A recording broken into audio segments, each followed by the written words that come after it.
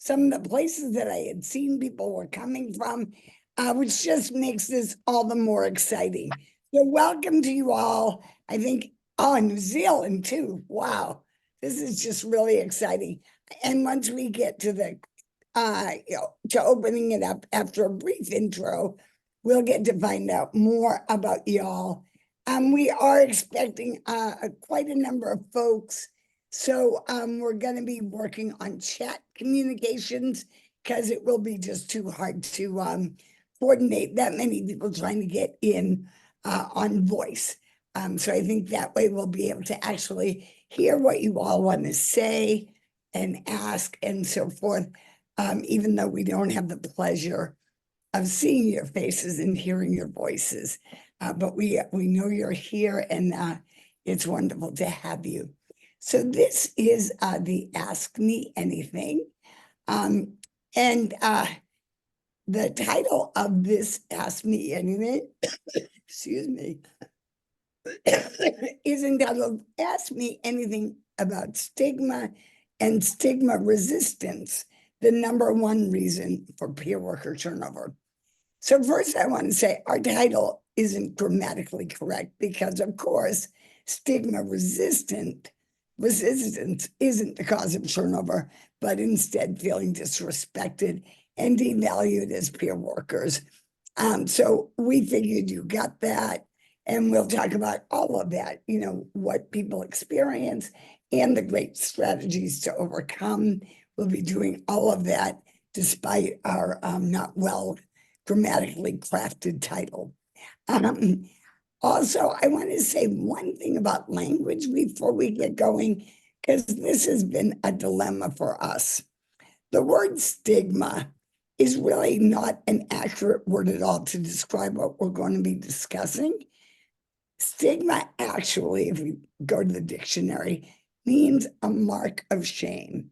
And stigma is something that people carry within them or that the people own themselves. But what we're talking about really is prejudice and discrimination, and how negative beliefs about a group of people that are perceived as different can turn into consequential actions against this group of people, either individually or as a group. And in this case, we're really thinking about peer workers who go into a traditional behavioral health setting and are greeted with more or less full engagement and full welcome. And that's what we're going to be getting, what we're going to be talking about today. The problem that we run into when we're also bringing research into the picture, and Anneliese will talk about that more, is that in the literature historically, it has been referred to as stigma. So if you want to look up previous research, or if you want to publish your own, the term of art out there is stigma. We try to thread this needle, and we want to continue to work as we have as a center to move away from that erroneous word, mostly because people with lived experience, and I'll speak from my own experience, it's very easy to absorb those negative beliefs about you. And so when the language we use just reinforces that it's something within you, it strengthens those negative beliefs. So we believe as a center, and in this webinar, we're also going to maintain that we're going to be talking about prejudice and discrimination, recognizing that the research term that we're relying on is stigma. So we're going to thread that needle the best we can. And we're going to, hopefully we'll do this together today. It's been a dilemma, and we hope that bringing the awareness reminds us all that it's not stigma, it's prejudice and discrimination.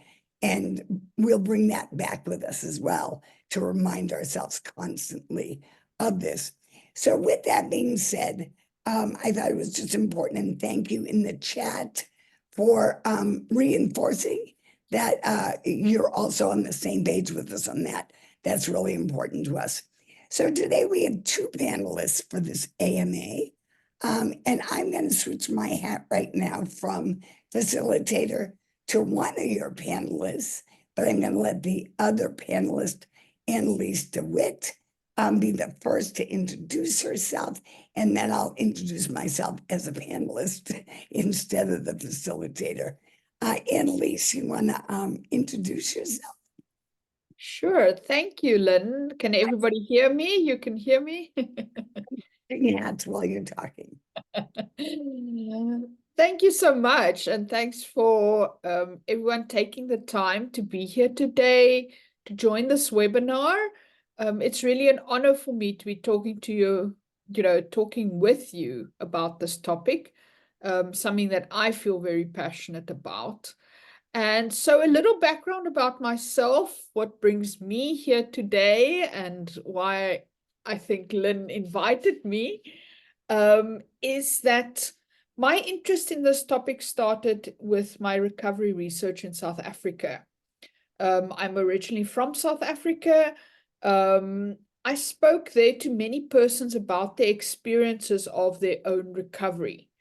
As you may imagine, the study of mental health recovery in South Africa is not yet as far developed as it is here in the US. But what I heard people say to me in our conversations was that they share similar hopes, aspirations, and dreams for their lives than people here in the US, of living a meaningful life of their choosing. And this really inspired me, and the research ultimately made me think about the very usefulness that peer support could have, or the usefulness of it in the South African or in a South African context, where peer supports exist somewhat informally and only in very small pockets, but not at all at the scale that you have in the US here already. So in South Africa, material financial resources are really limited, extremely limited. And I realized that persons with lived experience could possibly help to overcome these limitations by being trained as support others challenged by mental health conditions as peer specialists. And I've also learned that in the meantime that some mental health organizations in South Africa have actually taken steps towards training peer specialists. And this makes me very excited about the future of peer specialists in South Africa and the difference that it really could make there. And because of this realization about this usefulness of peer support in South Africa, I wanted to learn more about exactly what peer support is, how it's done, what works, what doesn't work. And this brought me to the Center for Psychiatric Rehabilitation in 2021. So I've been at the Center for Psych Rehab since 2021 for a research project that I've been doing the past 2 years. I spoke to peer specialists all over the US, and I asked them about their experiences of prejudice and discrimination in the workplace as peer specialists, and tried to understand what those experiences looked like for them, how they responded to those experiences in trying to shield themselves or withstand those experiences. And so you can hear my language, I really try to steer clear from the use of that, stigma in conversations. This project was really very rewarding and humbling experience for me because I learned about the very challenging conditions in which many peer specialists work, and yet how resilient they are in addressing those challenges for themselves, especially when it comes to prejudice and discrimination. In the academic literature, as Lynn has mentioned before, earlier, also this resilience is referred to as stigma resistance. This is a problematic language term, as I agree with Lynn, absolutely. And then in the research, as I mentioned, I really tried to steer clear of that. I really tried to not use that. I rather focused on using the words shielding or withstanding prejudice and discrimination. I think it's more accurate in describing people's experiences. And in this project, just to give you some idea of what I heard people talk about, people told me a lot about different forms of prejudice and discrimination they were experiencing on the job. I learned that there are many different strategies that people used in these situations for these experiences, to address these experiences.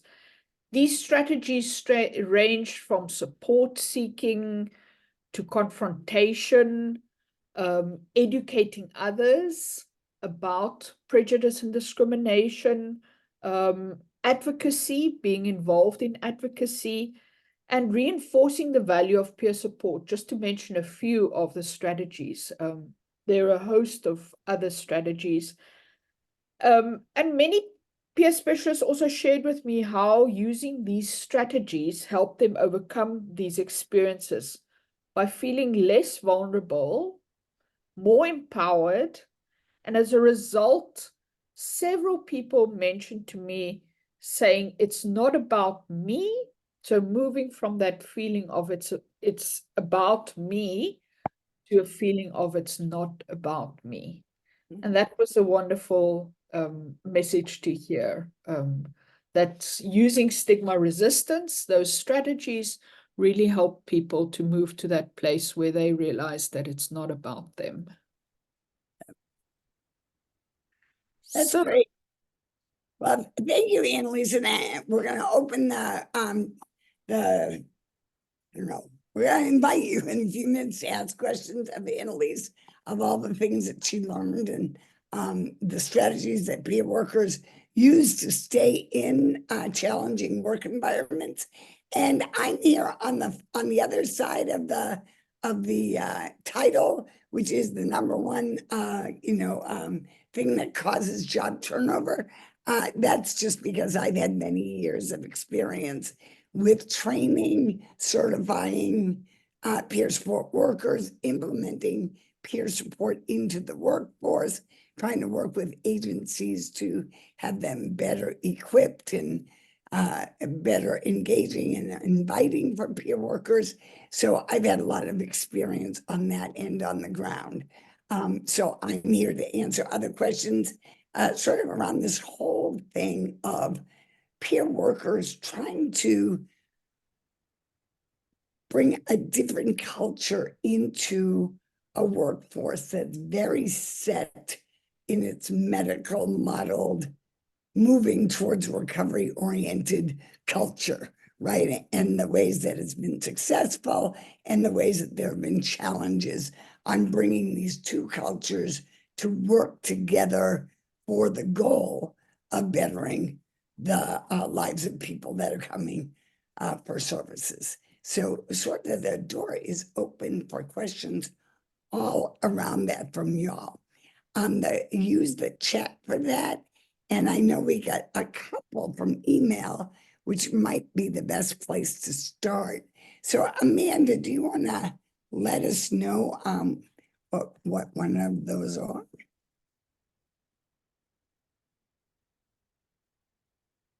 Maybe not. I have one right here. I have it handy. Okay, so when I was looking through them. That's all right. I have it handy. I'm sorry. I put you on the spot. So I'm going to say the one from the person from Uganda. I'm not sure if he's made it on, so I'm going to give him a few more minutes. So here's one question that we got, which is sort of the heart of a lot of this that we're talking about. So it might be a good one to start us off with. And it says, how best, this is written from a peer worker, I believe peer worker or a peer supervisor, a director of a team, okay. Of peers working in an inpatient setting in forensics. And so I thought this is a great one to start us off with because it's probably the most challenging environment that peer workers are trying to work in. So he says in the question, I have no doubt that our staff turnover has been heavily impacted by things like moral injury, stereotype threat, and observing things which we recognize as disrespectful and discriminatory. All of this takes place in an environment which is rigid due to a variety of factors.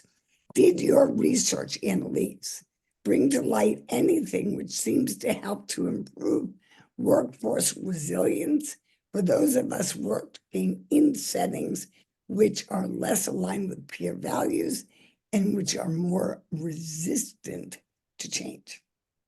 How's that for a good one to get us? Absolutely. And thank you so much for that question. I think it's a great one. And I agree, it's the forensic settings are probably the most challenging. I agree with you, Lynn. It's really a setting that doesn't align with peer values and the living of peer values and I was, thinking about this question, thinking that I really think for peer specialists working in those settings, I think the issue of seeking support, the strategy of seeking support outside of those settings is probably a very good one. I think that, finding resources, because I think it can be very challenging to be faced with the limitations of that setting, of the forensic setting. And I think there were some participants in the study that I conducted who were working in similar settings, in correctional facilities, and were, faced with a lot of those limitations.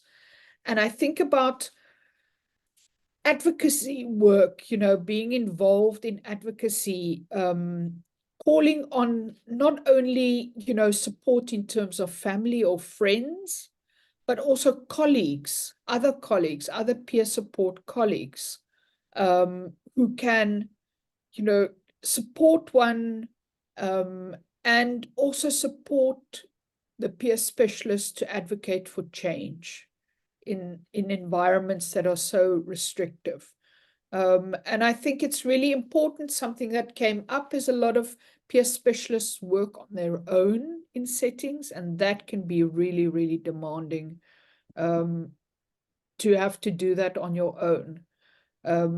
So I think that's really important to seek support in doing that, especially if you're on your own, in an environment like that. So yeah, that's my first answer on that question. And I'll add a little bit more on this. Part of it is, what Anneliese has talked a lot about is what are people learning to do once they're on the job to feel that they're able to stay, do their job, be satisfied, despite the environment. The other piece of it, which we don't really think enough about, is the training, the people coming into the field, knowing what the field is, and then going for jobs, knowing what the jobs are, rather than getting in there and going, oh my God, what have I gotten myself into? I think there's a coolness about becoming a peer supporter. And so people on their own and people from being encouraged by providers go into peer work without always having a good orientation to what does the job look like in the real world. And I don't think our peer trainings do well either with doing real world sort of activities, so people really get a sense of what they're getting into. So I think this is something that we work on both ends, right? Try to help people up front to make choices that are going to be consistent with their needs and their values, and then help them build that resiliency in the work setting, in those strategies that Anneliese was talking about, right? Making those connections.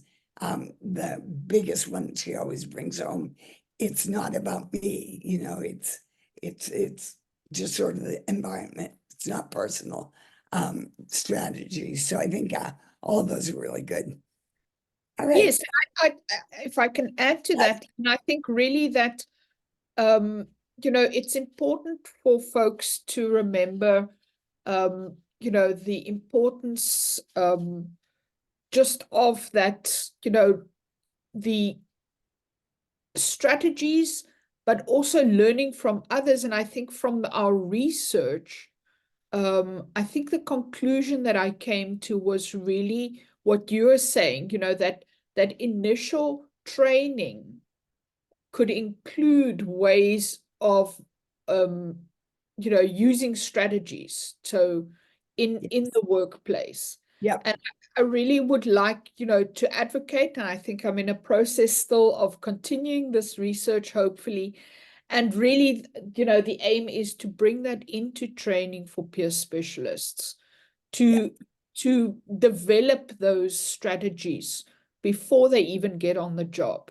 You know, realizing the different contexts that you might be in and what strategies you could use in those contexts to withstand and to shield yourself. I think that's a great idea. So all of you out there who are still involved in peer training, note that and get in touch with Anneliese if you want more support with that. Another question that came from Elizabeth, who's with us. She says, how can I connect with the research community and or learn best practices to track outcomes for our organization's peer work? That's a great question. She's running a peer-led organization, but I think it's true for any of us who are doing any projects around peer support innovations. How can we be tracking those outcomes and connecting with researchers? I leave that to you, Anneliese. Your thoughts. I think so. I'm just trying to think about, you know, I think being involved in research, so as a participant, can be a great way of, you know, connecting with researchers.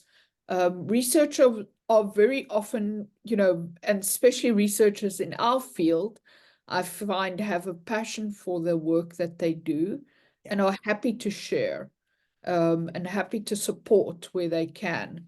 So I think being involved in research really is a great way to connect with researchers. They're always, you know, through NAPS. I think folks on this call probably would know NAPS. But through NAPS, they're always advertising different research projects that are going on. Being involved in that would really connect you with researchers and build up that network of researchers. And of course, at the center, you know, we have a lot of resources. So if you visit our website, I'm sure you guys are familiar with that, having come to this webinar. But there are a lot of resources that can support peer specialists. Yeah, and I would say to anybody who's involved in peer-run organizations, I would check with some of the national centers, like the National Empowerment Center, because they can connect you. There are researchers throughout the country who have been involved with helping peer organizations do good research. I know there's Mark Salta up in Philadelphia, but the National Empowerment Center would certainly know who those people are and be able to connect you with them. I'm also putting my email in the chat box right now. So anyone, you know, if you need a resource, feel free to reach out to us and we'll do our best as well to get that. I can put mine in there too, Lynn, and right. folks are happy. I'm happy if folks want to contact me. Yeah. And I'm seeing a lot in the chat, couldn't agree more, that we need to be training the teams. We need to be training the peer support supervisors.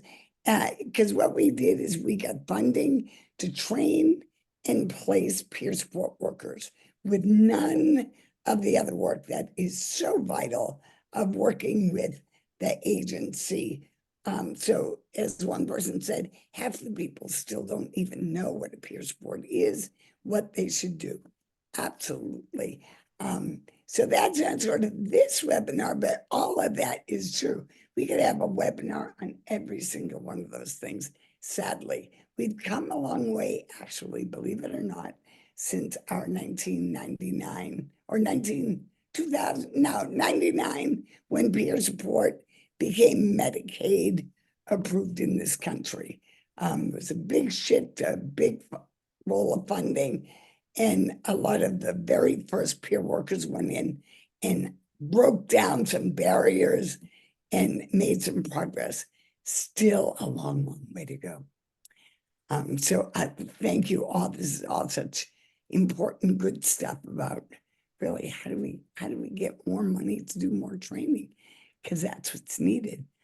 And I want to connect with what you said now about, the training, not only for the peer specialist, because very often I can imagine for peer specialists, it must feel like they have to do the work to overcome, and they have to accommodate, and and I think that really it's very important for organizations, to also be trained in that, and to be trained in these topics, trained in who peer specialists are, because what I heard from a lot of the participants is that it's up to them to educate others.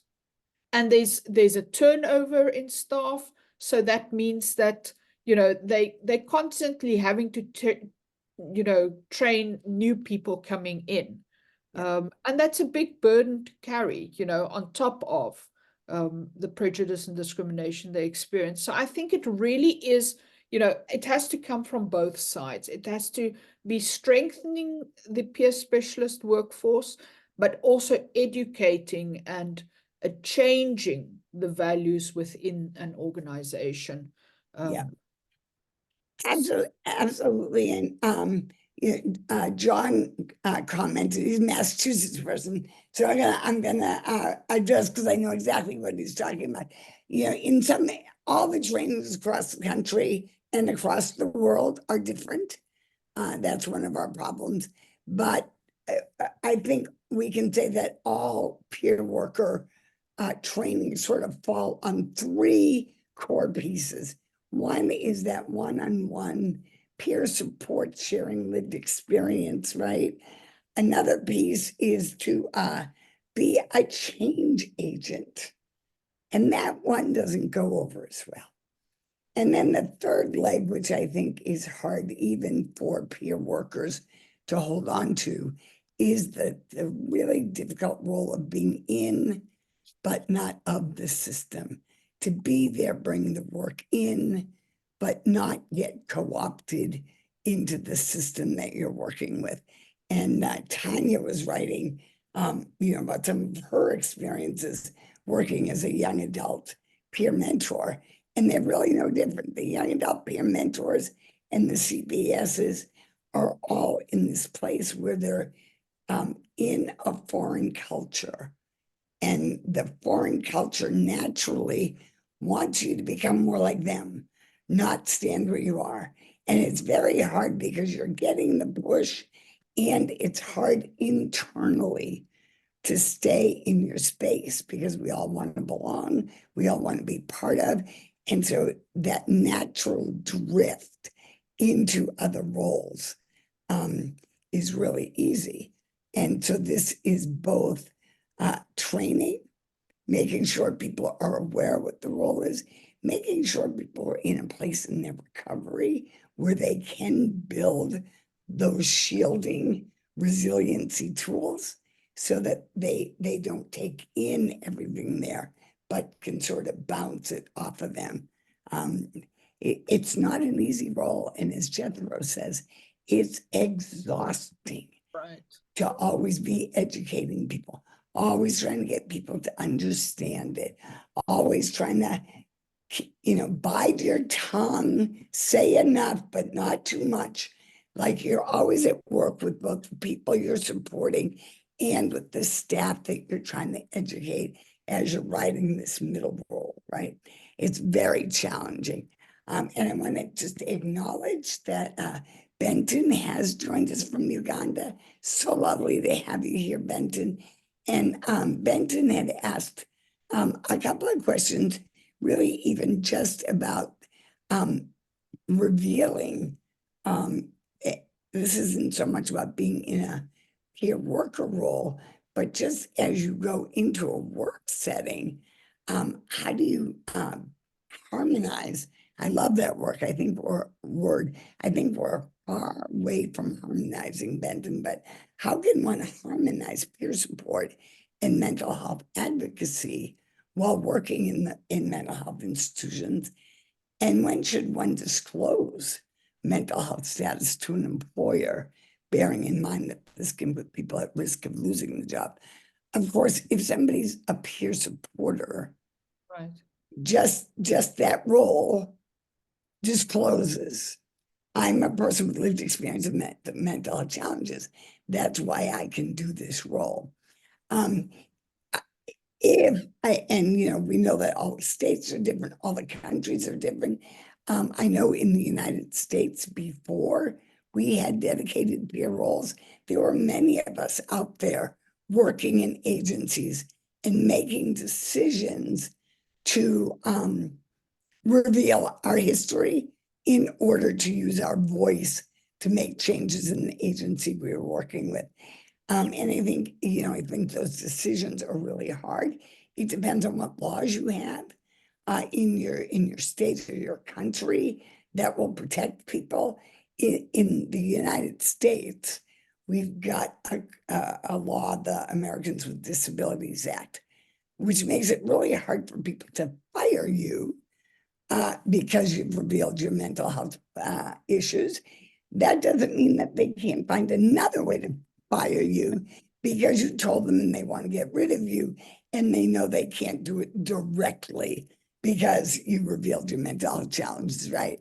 So it's always a hard individual decision. Yeah, I wanted to, sorry. No, please. No, I wanted to connect with that because I think also thinking about this question about disclosing, which wasn't exactly the focus of my study, but thinking about the question because it did come up in some of the conversations. And it really is something first that depends on your context, as Lynn was saying, really requires careful consideration. And I guess some conversations with people you really trust around this, to have some support on that from others. But also to know that there's not a one-size-fits-all answer for this. It really is something that each person needs to decide for themselves. Yeah. And based on their context, where they are in their career or work, what work they're doing. So it really is I just wanted to add to that it really is a, kind of unique. Each person needs to do that based on their specific circumstances. Otherwise, you just can't say, do it or don't do it. So it's a really, really important thing to consider. I'm sorry.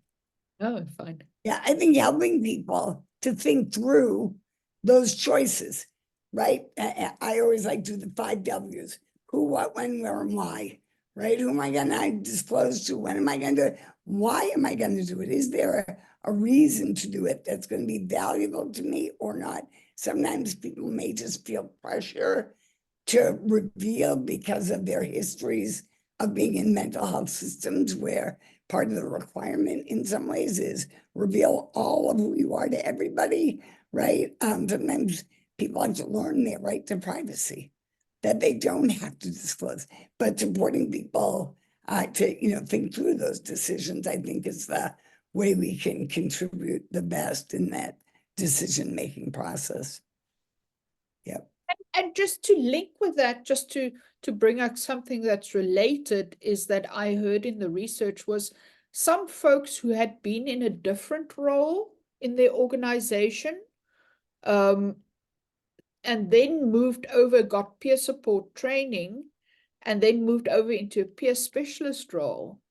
And obviously, by the nature of that role, were disclosing their mental health challenges and having a very different experience in the new role, being Say more treated about very differently. Yeah. And so it can be a very, challenging decision to make, and something that you need to consider carefully about the implications of choosing to disclose. Yes. And I know some of those people that did that same thing, and they got a paid deduction. So just think about that, folks. When people went into a peer support role from another role in an agency that they've been with many years, they got a drop in pay. So we all know how that goes. Wow. I've seen a number of questions that I want to address here, and I want to ask specifically if your research came up around this, Anneliese, was when people are working in an organization where they also got services at one point, and what kind of experiences did they have with that? And then I can address it, but I'm wondering, if that came up. I'm trying to think about, maybe there were 1 or 2 instances of that happening in my research, but it wasn't something that really came up in this particular group. Of course, it was a small group of people. There were 34 participants. So it really wasn't representative of everyone's experiences. But I don't believe that I remember, somebody speaking about that at length. Yeah. I'm glad, because I hope that's going down. I'll address this briefly. That's one of the things that we really tried to help agencies with as peer support was rolling out, was that's really often not a good fit, because it's very hard for people to unknow what they know, right? And to change hats and to go from being a supporter, your therapist, your counselor, into being a colleague. It's very hard, and I think it's more difficult when that relationship was based on mental health, just because of all the added crap that's on top of having a mental health diagnosis. We know from the research, sadly, that the greatest amount of prejudice against people with mental health challenges is expressed by people who work in the field. Heartbreaking, but it's been replicated over and over. So for people to go from that role of counselor supporter to a colleague is almost impossible. So I think it does add even more layers, and I think it requires a lot more resiliency to be keeping up those barriers and making sure that the people, your now colleagues, are keeping up their barriers and boundaries, and aren't going into your medical records and things like that.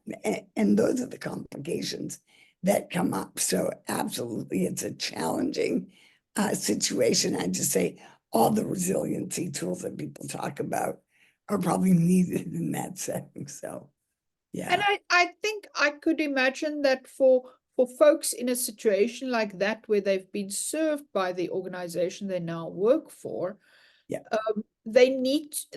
I could think that they feel an extra burden to be strong, to not show weakness, to not show a vulnerability, to not show any kind of,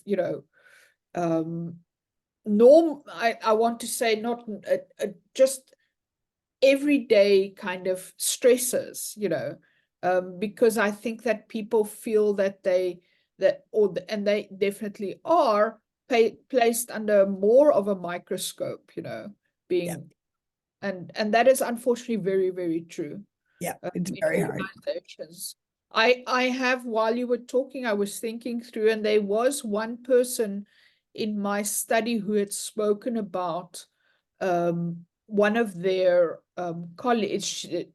This person had worked in a organization that she had previously been served by, and she did, you know, speak about a situation that she found herself in where one of her previous healthcare providers actually turned on her in a way. Yeah. And it was very, very, you know, demoralizing and heartbreaking for that person's experience, because it just adds, as you say, those extra kind of demands and challenges that people have to face Right. in the process. So Yeah, if you already have a known history, it's a lot more difficult to overcome than just an imagined history, because they know you're a peer supporter and they're just imagining what your background may have been. When they know what it is, it can be even worse. I want to put a shout out to the substance use community. I know we're really focusing on mental health, and I know there's a lot of parallels and then some differences. Our center is funded just around mental health, but I just want to acknowledge, I know we have some substance use folks on here. And in terms of this, it absolutely is the same process. I think mental health peer supporters, like substance use peer supporters, are being co-opted. We're fighting against co-optation on a daily basis, whether that be the medical model of mental health or the more and more medical model of substance use. You know, we're almost going in different directions, where substance use started as a field of people with lived experience. That's the roots of the entire substance use field, but it's gotten more and more medicalized over the years, and more difficult to be there as a person with lived experience. And we've always been medicalized on our side of mental health, but it's not moving away from that. That's so ensconced. And so we find in both fields, people with lived experience trying to be valued in their work setting with varying degrees of success with that, often agency to agency, right? So thanks for the contributions from the substance use folks. Didn't want to think you were being ignored here. Glad you're here. I think there was another question I was seeing. Let me see. I'm scrolling the chat. If I missed a question you put in a while ago, feel free to throw it in again, because I might have missed it at this point. Oh, I love this. I just want to share something from the chat. Someone says the agency where I work has a group of peers in recovery, not staff, who speak in college and high school classes about what it is to live with and be in recovery from mental health and or substance use challenges. I love that. To me, it's just a personal, this is not I'm not speaking for the Center of Psych Rehab. I'm just speaking for Lynn. I believe stories are what changes minds. And I think we have to have more and more stories out there in colleges, in graduate school, all of that. But I digress. now I can add to that. I mean, narratives are really, really what we call narrative stories. In research, we talk about narratives. And there are a group of researchers that actually do quite a bit of work on that, have putting stories online to support folks. So if you're interested in that kind of work, I can, you know, send you some material from those folks there in England, in Britain. And they've done some research on that. So very interesting and very important work, because I absolutely agree with you. Lynn, stories are what make people connect, and that's what we want to do as humans, right? We want to connect. And I just want to highlight for you, y'all, if you're not watching the chat, people are putting in great resources and links for other studies that have been done similar to find out the experiences of health workers. Thanks, Elizabeth, for posting that. And I want to address one thing. I think this also, it's a little different than what your research is about, but very often grants or advisory councils, right? Many things that sort of help agencies get grants and do projects require that there be people with lived experience or peer workers or something of that iteration represented on that team. And the question always is, how much is that person invited to participate, oriented to the process so they know how to participate? Are they asked really what their view is on it, or are they just a body in a room because it checks off the mark, right?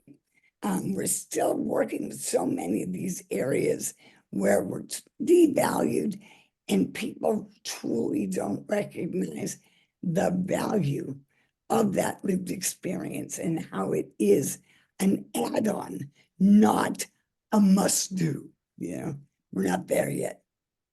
And I think, this has been the fantastic experience of working with you all at the Center for Psych Rehab, is I think our center really lives up to that, really involving people with lived experience in our research processes, in, thinking about research from the start, what do people want researched, because researchers can decide on a topic and you take it to people who it's, supposed to be benefiting, and they go, we don't want to know about that. We want to know about this and this, So, and that's really important, that you address with research the things that people really need. And that's the wonderful experience of being at the center, is just having that integration of, what I call professional experts and experts by experience, having that, because we come from we bring different strengths to the research experience. Absolutely. And Ken, I've been chatting back and forth, but Ken was bringing in, of course, the importance of neurodiversity, right? And embracing the power of differences and uniquenesses. And in some ways, we're all in our silos, trying to do the same thing, trying to say a diagnosis is not a destiny. Right. And Ken was sharing about someone with autism with the same, trying to travel the same road, right? People that don't have English as their first language, right? People that live in different communities, and peer support needs to be tailored for their local needs, right? All of this, we still have so much growing to do. And sometimes it's hard to know where you focus. Do you go back and get some of those basics back there because they're being deteriorated? Or do you hope as you grow and widen that they get reformed? It's a movement, and it's always that forward and back, right? And I think we're still doing a lot of the basics. I just saw elephant in the room, so that piques my curiosity. Okay. Yes. So what somebody's saying is when people are actually working in environments that have a lot of coercion, is sort of this almost full circle to our first question about working in forensic settings. Same thing in involuntary commitment settings. Peers work in a lot of places that go totally against the value of peer support.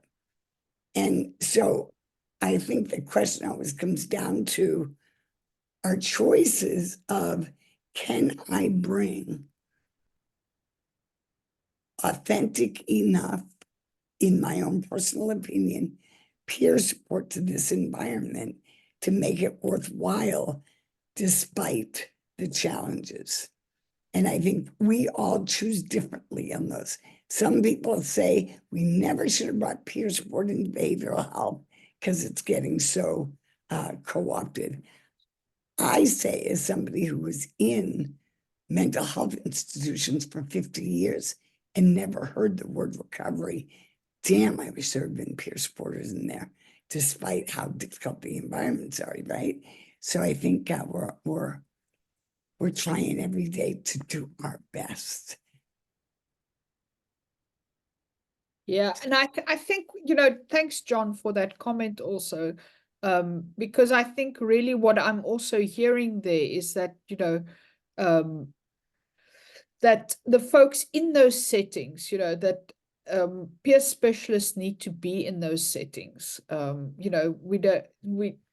think as peer specialists, the demandingness of the environment, I think peer specialists in those environments, as I said initially, need to find the support in order to do their work there. And I think that it's really, just so important to keep at it, and finding the support, finding those groups, colleagues and other settings that can support you in continuing the good work. And I want to say in various projects that I've been involved with at the center, I must say I really am so humbled by the work that peer support specialists do, because I have not heard a peer specialist that I spoke to saying they give up. They just don't. Peer specialists don't give up. And despite the challenges of the situations, they choose to stay because they feel a strong loyalty towards the people that they serve. Very often to their own detriment, right? Right. We did a coaching program separate from the research that Anneliese did. We did a coaching program, coaching peer support workers who were feeling distressed by their job, burnout, maybe getting ready to quit just because of the job. And so we did coaching with them. And what we saw over and over and over was exactly what you're speaking of, Anneliese. People maybe were distressed about the agency. They were distressed about how the agency looked at peer workers, but they were so committed to the work that they did with people that they were supporting, and hung in there. Peer support work isn't a job, right? Peer support work is a passion, right? There's always that extra thing that goes with it.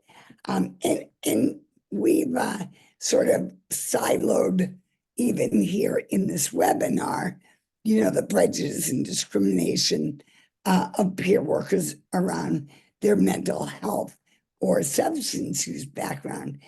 And what we know is that many people go into the work facing this with multiple arenas where they're experiencing stigma and prejudice and discrimination, right? So it may be racial, it may be gender, maybe age, right? And so I think everything we're learning and that Anneliese has been researching are things that we hope also can be thought about with people with multiple, I'm going to use the academic term, multiple stigma experiences, right? Because those layers of stigma, right? Those layers of prejudice and discrimination that people experience. Right.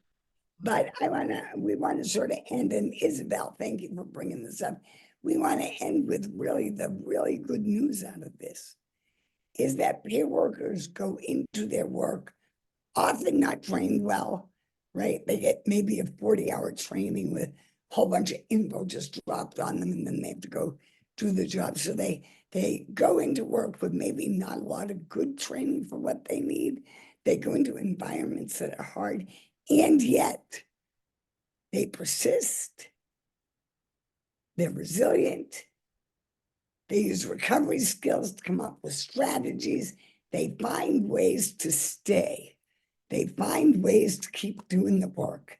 And they find ways to do that in a way that is within their own recovery orientation. They take that and apply it to the work to create resilience and shielding so that they can do the work where their heart is, which is with the people served, not to serve the agency, right? And I for one, applaud every peer worker who does that. I think it's one of the hardest jobs that we have out there, and I salute them.